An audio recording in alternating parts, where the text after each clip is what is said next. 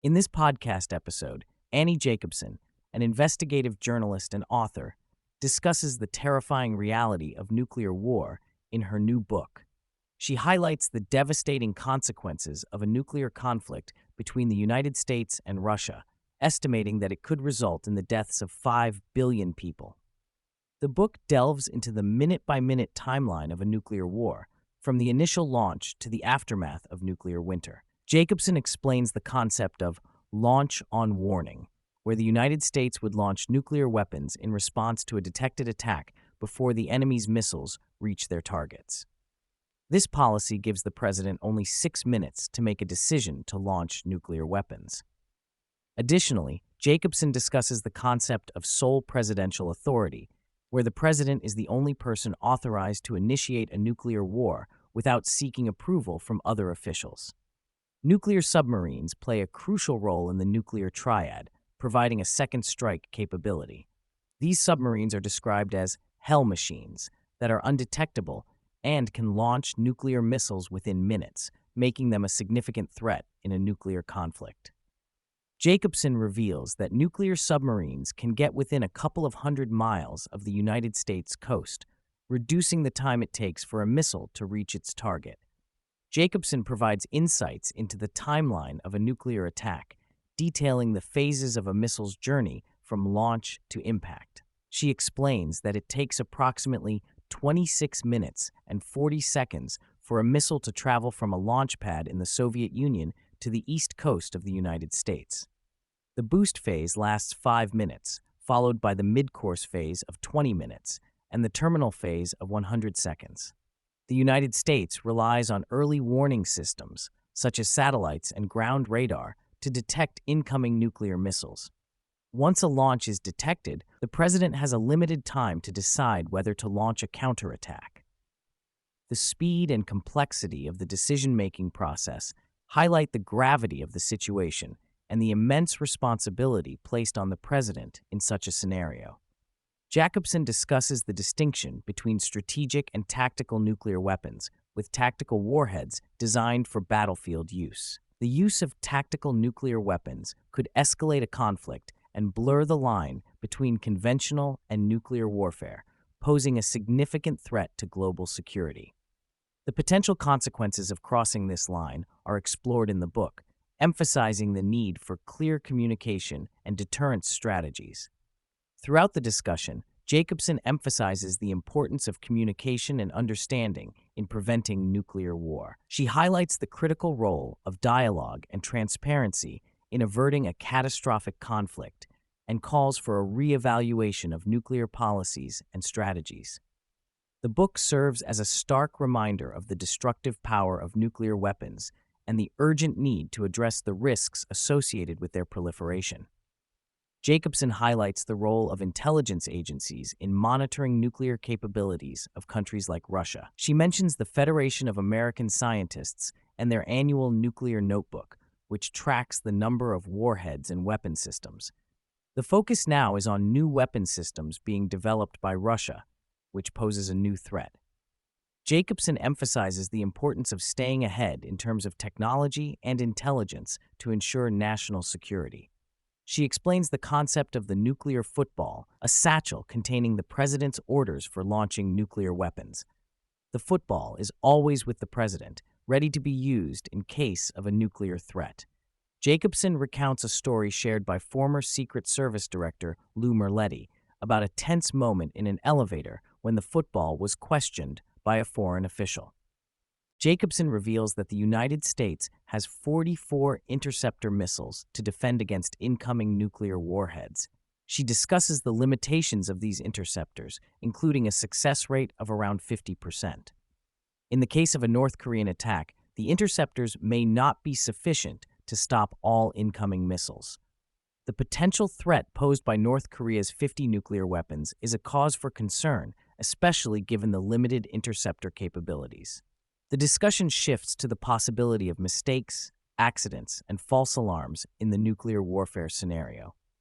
Jacobsen recounts a historical incident where a training tape was mistakenly interpreted as a real nuclear launch, causing panic.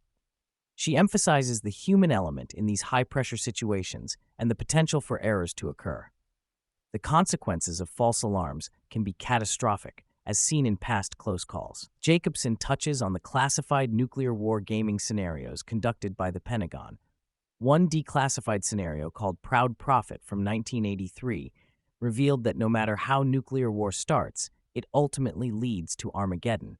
The escalation of conflict and the devastating outcomes are explored in these war games, shedding light on the grim reality of nuclear warfare.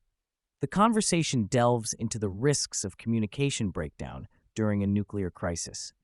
Jacobsen mentions a scenario where erroneous reports of a Russian missile hitting Poland led to a breakdown in communication between military leaders. She highlights a critical flaw in the U.S. ICBM system, where missiles must fly over Russia to reach certain targets, raising concerns about misinterpretation and potential conflict escalation. In the event of a nuclear attack, the president has only 6 minutes to make crucial decisions regarding a counterattack. This short time frame is filled with intense pressure and requires the president to choose targets and issue launch orders. The president's decision-making process is influenced by advisors, but ultimately, the responsibility falls on the president to give the final command. There is a concept known as jamming the president, where military advisors may push for an aggressive counterattack immediately. This pressure from advisors can lead to hasty decisions that may not be in the best interest of national security. The president must navigate conflicting viewpoints and make a decision that aligns with the country's best interests. The character of the president plays a significant role in the nuclear decision-making process. A president with strong cognitive abilities, sound judgment, and a commitment to peace is essential in handling the complexities of nuclear war. The president's character influences how they respond to advisors, potential threats, and the overall strategy for dealing with a nuclear attack. There are various concerns and risks associated with the nuclear command and control system.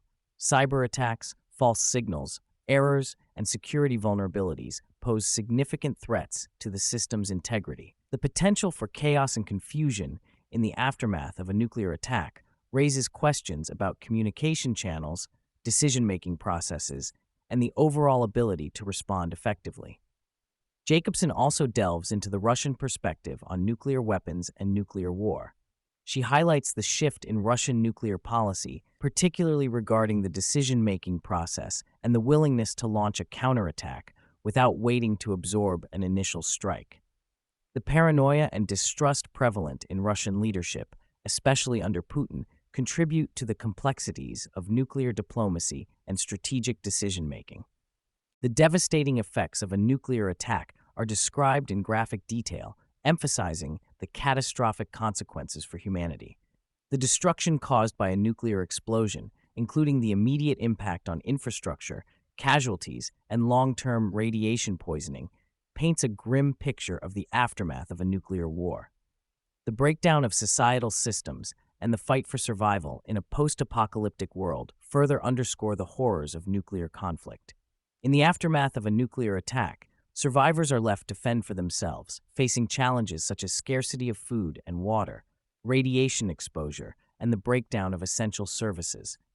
The fight for survival becomes a stark reality as individuals grapple with the harsh realities of a post-nuclear world.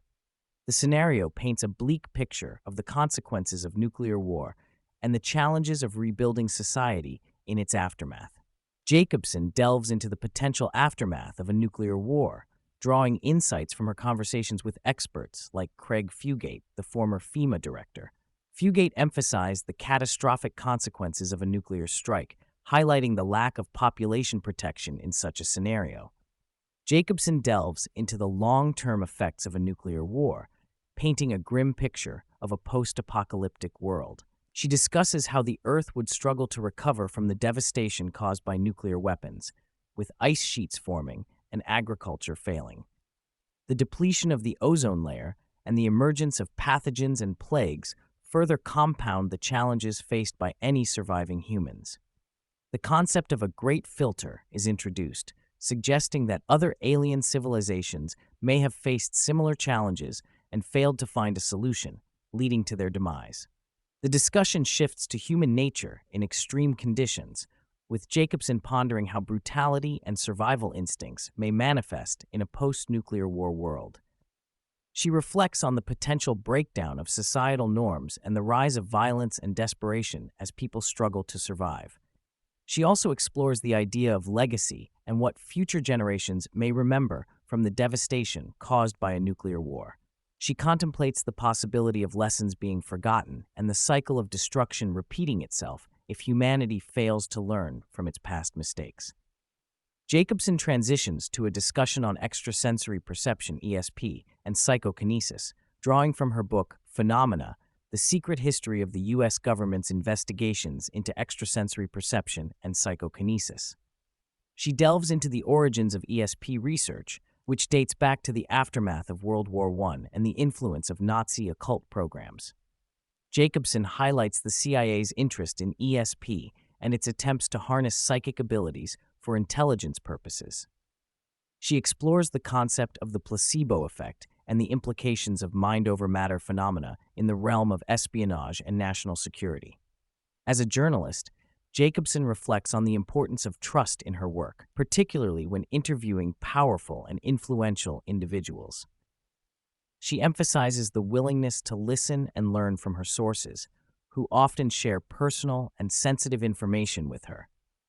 She discusses the conflicting feelings she experiences when delving into the world of intelligence agencies like the CIA, balancing the positive contributions of individuals with the darker aspects of covert operations and espionage. Jacobsen delves into the history of Area 51, a top-secret military facility known for its association with classified aerospace programs. She highlights its origins as a testing ground for the U-2 spy plane and the CIA's covert operations during the Cold War. Jacobsen interviewed individuals who worked at Area 51, including pilots who flew reconnaissance missions over China in the 1960s. She uncovers details about the development of advanced spy planes like the U-2 and the A-12 Oxcart, shedding light on the technological advancements of that era. Addressing the popular lore surrounding Area 51, Jacobsen discusses the speculation about aliens and UFOs at the facility. She emphasizes her agnostic stance on the existence of extraterrestrial life and shares insights from her interviews with experts in the field. She explores the possibility of strategic deception campaigns by intelligence agencies, such as the CIA, to manipulate public perception regarding UFO sightings. She references historical incidents like the Paul Benowitz case, where disinformation was used to mislead individuals about UFO sightings. Jacobsen reveals a controversial theory from her book about the Roswell incident, suggesting it was part of a disinformation campaign orchestrated by Stalin to create mass hysteria in the United States. She discloses the source behind this theory, Al O'Donnell, a nuclear weapons engineer with top-secret clearances. O'Donnell's confession about the hoax involving surgically altered individuals in a crashed craft sheds new light on the Roswell mystery. Jacobsen defends the credibility of her source and the plausibility of such covert operations in the context of Cold War espionage. In her book Surprise, Kill, Vanish, Jacobsen explores the CIA's involvement in covert assassinations as part of the president's third option in national security strategy. She discusses the legal framework under Title 50 that allows for targeted killings and executive actions by the CIA. Jacobsen highlights the historical use of assassination as a tool of statecraft during the Cold War and beyond. She delves into the ethical considerations and moral implications of such operations, drawing on insights from former CIA officials like John Rizzo. Jacobsen reflects on the ethical dilemmas surrounding assassination as a military tactic and its role in geopolitics. She presents differing perspectives from operators like Billy W., who participated in covert missions involving targeted killings. She emphasizes the complexity of decision-making at the highest levels of power when considering the use of assassination in military operations. She explores the justifications and consequences of such actions, drawing on real-life examples from history and contemporary national security practices. Jacobsen recounts stories of failed assassination missions, including a hypothetical scenario involving the capture of Hugo Chavez in Venezuela. She highlights the ruthlessness of Russian assassination programs compared to American operations, emphasizing the historical context of such activities. She also touches on the involvement of women in special operations and their effectiveness in getting closer to targets. The conversation shifts to the topic of surveillance, with Jacobsen discussing the evolution of surveillance capabilities over the years. She mentions the use of biometric data and the impact of civilian sector companies collecting vast amounts of personal information. She shares a story about a police chief using facial recognition software to track her movements, illustrating the extent of surveillance in modern society. Reflecting on the decision to drop atomic bombs on Hiroshima and Nagasaki during World War II, Jacobsen explores the ethical implications and the role of nuclear weapons in ending the war. She considers the possibility of Hitler and Germany developing the bomb first, highlighting the magnitude of power and destruction associated with thermonuclear weapons. She raises questions about the necessity of such weapons and the potential for global deterrence. Jacobsen delves into the concept of human civilization potentially ending in the 21st century, citing the growing power of weapons and the emergence of artificial intelligence in warfare. She expresses optimism about the future of humanity, emphasizing the importance of legacy, family, and passing on knowledge to the next generation. She acknowledges the challenges posed by evolving technologies and the need to reconfigure human tendencies towards conflict. While discussing the prospect of becoming a multiplanetary species, Jacobsen expresses support for adventure and the idea of establishing civilizations beyond Earth. She reflects on the legacy we leave behind and the belief in human evolution, both in terms of technological advancements and societal progress. She emphasizes the need to address the human inclination towards conflict in the face of rapid technological developments.